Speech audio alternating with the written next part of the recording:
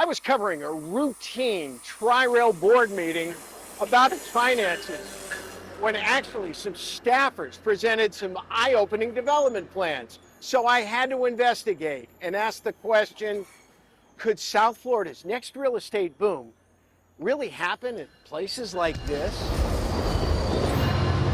That is the future because available land is becoming more scarce. Arturo Vasquez says we could eventually see dozens of large housing developments at Tri-Rail stations between West Palm Beach and Miami.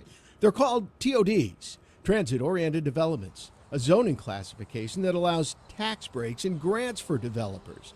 To get those breaks, developers have to allot some apartments to low and moderate income renters.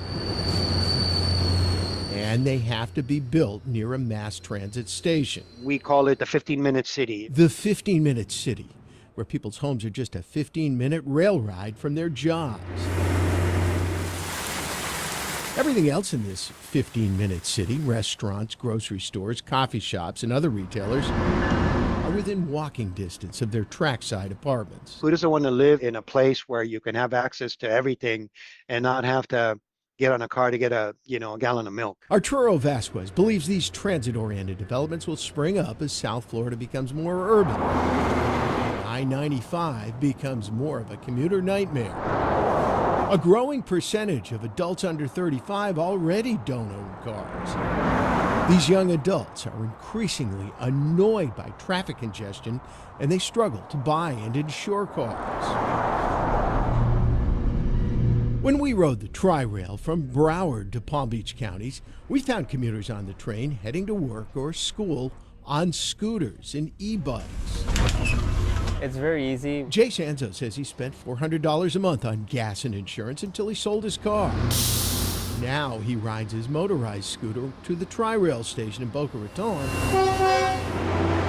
then scoots to work when he gets off the train in Mangonia Park. We just put our vessel on the side. The Tri-Rail makes it really easy to put our belongings on the side, and you just sit and wait until you commute there. Extremely convenient. Romy Hallaby commutes from North Miami to Lynn University in Boca Raton.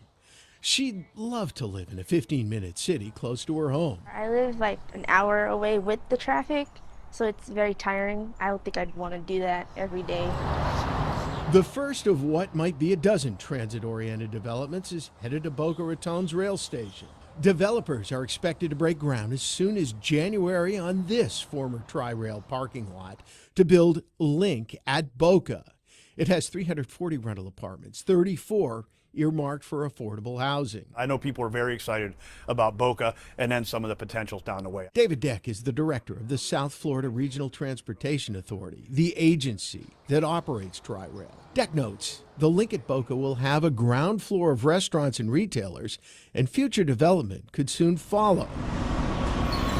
Another 15-minute city could be built around downtown West Palm Beach's Tri-Rail stop. Right now I'm standing at the southwest corner of the station. This should be a combination residential, retail, and restaurant complex. A Miami developer called the project Transit Village when it bought the land from Palm Beach County in 2012. The proposed $1 billion complex includes a hotel, retailers, and restaurants, and 3 high-rises with almost 1,000 apartments, some set aside for workforce housing.